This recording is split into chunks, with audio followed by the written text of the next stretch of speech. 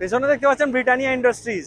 কয়েক মাস আগে আপনারা নিশ্চয়ই শুনেছেন বিভিন্ন খবর এই ব্রিটানিয়া ইন্ডাস্ট্রিজ নিয়ে, যেটা তারাতলায় রয়েছে। তা অনেকে বলেছিলেন যে এটা বন্ধ হয়ে গেছে, কলকাতা থেকে ব্রিটানিয়া চলে যাচ্ছে। আমি আজকের এই ভিডিওটা নিয়ে এসেছি এই ইন্ডাস্ট্রির বিষয় নয়, আপনারা থাম্বনেল দেখে নিশ্চয়ই বুঝে গেছেন যে তারাতলা ট্রান্সফর্ম হতে চলেছে 2030 মধ্যে, সেই নিয়ে আজকের পুরো ভিডিওটা।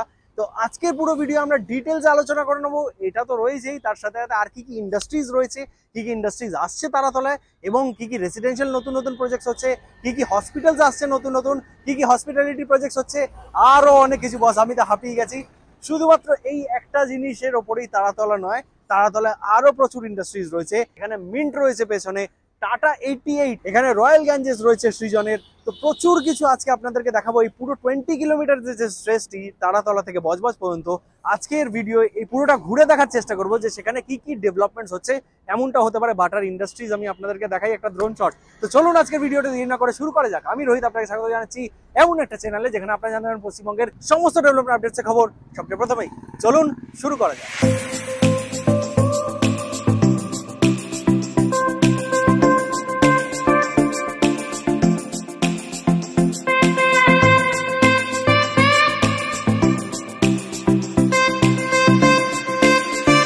এটা হচ্ছে তারাতলার যে মেন রোডটা, সেটা এইটা এখন তো 4 লেন দেখতে পাচ্ছেন আপনারা, পিচের রোড। কলকাতা পোর্ট একটা টেন্ডার রিলিজ করেছে, টেন্ডার বার করেছে, যেটার অনুযায়ী 33 crore রুপিস দিয়ে এই রোডটি 6 লেন করা হবে, পেভার ব্লকস এর রোড।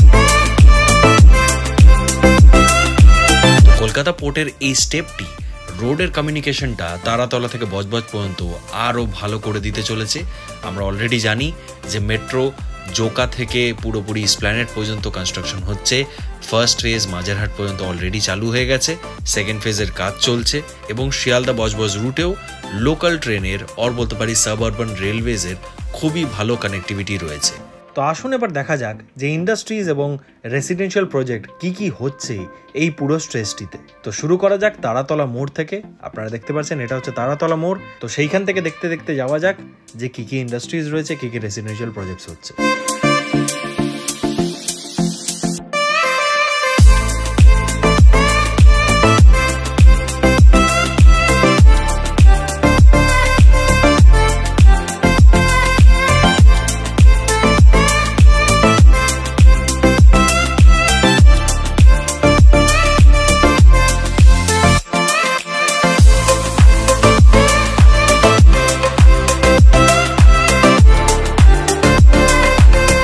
শ্যাম মেটালিক্স তাদের এইখানে নিজেদের কর্পোরেট অফিস তৈরি করছে, মানে হেডকোয়ার্টার্স তৈরি হচ্ছে শ্যাম মেটালিক্সের, যেটা আপনারা দেখতেই পাচ্ছেন।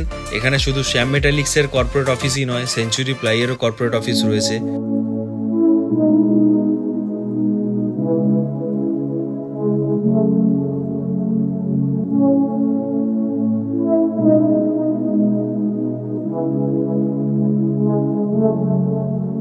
হিমাদ্রি কেমিক্যালস থেকে শুরু করে শ্রী সিমেন্ট, রজত গ্রুপ, আনমোল বিস্কিটস তাদের ইনভেস্টমেন্টস এখানে করছে।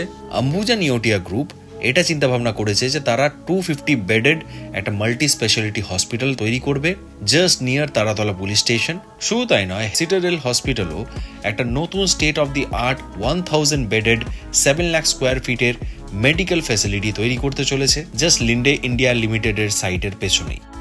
তার সাথে সাথে সৃজন শুধু এখানে রেসিডেন্সিয়াল প্রজেক্টসই নয়, তাদের এখানে নিজেদের ইন্ডাস্ট্রিয়াল ওয়্যারহাউস এবং লজিস্টিক্স হাবও করছে। তাদের অলরেডি একটা ইন্ডাস্ট্রিয়াল এবং লজিস্টিক হাব তৈরি হয়ে গেছে, আরও একটা আন্ডার কনস্ট্রাকশনে রয়েছে। শুধু সৃজন গ্রুপই নয়, পূর্তি গ্রুপও তাদের একটা ইন্ডাস্ট্রিয়াল পার্ক নিয়ে এসে গেছে সেইখানে।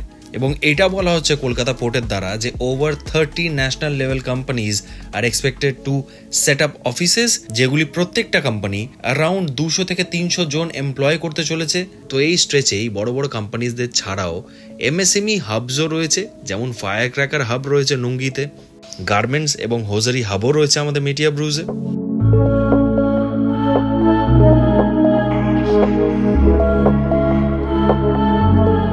দেখুন এই এরিয়াতে শুধুমাত্র ইন্ডাস্ট্রিজ, রেসিডেন্সিয়াল এই সমস্ত কিছু হচ্ছে না, এখানে মলসও আসছে দারুণ দারুণ। যেমনটা আপনারা সবাই জানেন যে আলিপুরেই ফিনিক্স মলস খুলছে, বেহালার দিকে অ্যাক্রোপলিস সাউথ খুলছে, এবং তার সাথে সাথে একটা 1.5 কিলোমিটার যে প্রিমিয়াম রিটেল একটা হাই স্ট্রিট আসতে চলেছে নিউ আলিপুরের দিকে। শুধু তাই নয়, একটা 6 একর যে মাল্টি স্পোর্টস কমপ্লেক্সও প্ল্যান করা হয়েছে বিহাইন্ড সেঞ্চুরি প্লাইজের যে অফিসটা দেখলেন সেখানে, এবং এর ঠিক পাশেই একটা রিটেল স্পেসও প্ল্যান করা হচ্ছে।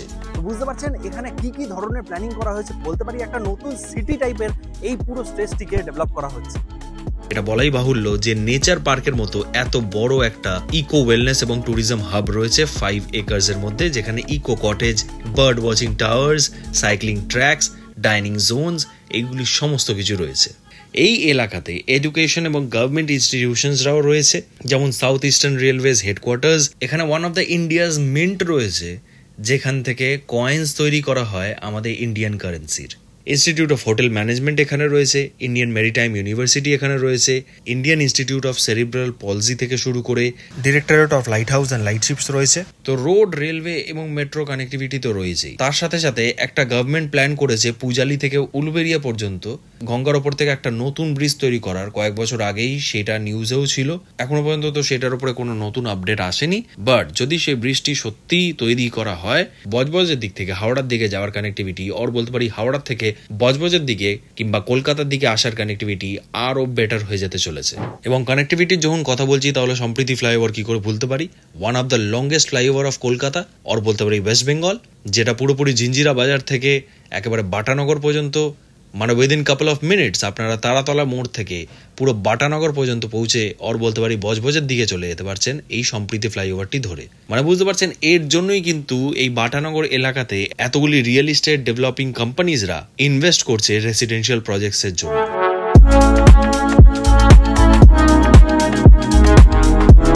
গ্রুপ থেকে শুরু করে হাইল্যান্ড গ্রুপ, আম্বুজা গ্রুপ, সৃজন, ইডেন গ্রুপ, এমনকি টাটাসরাও ইনভেস্ট করছে এই এরিয়াতে।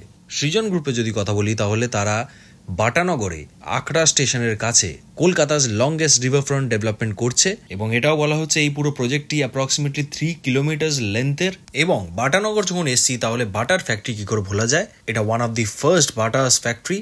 The factory is on approximately a land of 47 acres. তো এটা তো ছিল একটা ডিটেইলড ভিডিও এই পুরো জায়গাটাকে নিয়ে, যে কি হতে চলেছে ট্রান্সফরমেশন তারাতলা থেকে বজবজ পর্যন্ত 2030 প্ল্যান রয়েছে কি কি।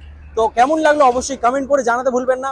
আমার এদিকে রয়েছে ব্রেথওয়েট অ্যান্ড কোম্পানি, পেছনে দেখতে পারবেন বামন লরি, এবং আরও যা যা কোম্পানি যা যা প্ল্যানিং দেখতে পেলেন সেগুলি কেমন লাগলো অবশ্যই কমেন্ট করে জানাবেন।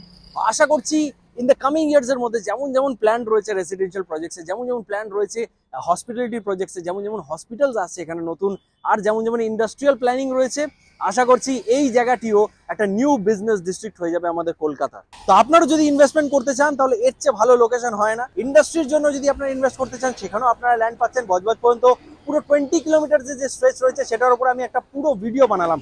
আমার অনেক দিন ধরেই এরকম একটা ভিডিও বানানোর ইচ্ছে ছিল এই পুরো এরিয়াটার উপরে, কারণ এখানে প্রচুর ইন্ডাস্ট্রিজ আমি দেখি, প্রচুর ইন্ডাস্ট্রিজ পুরোনো দিন থেকেও রয়েছে, কলকাতা পোর্ট রয়েছে। তো যদি ভিডিওটি ভালো লেগে থাকে, অবশ্যই লাইক, শেয়ার এন্ড সাবস্ক্রাইব করে যাবেন চ্যানেলটিকে। এই ভিডিওটা এখানেই শেষ করি, দেখা হচ্ছে আপনাদের সঙ্গে পরের এরকম একটা দুর্দান্ত ভিডিওতে। ততক্ষণ কি ভালো থাকুন, সুস্থ থাকুন এবং দেখতে থাকুন আমার প্রিয় চ্যানেল ওয়েস্ট বেঙ্গল।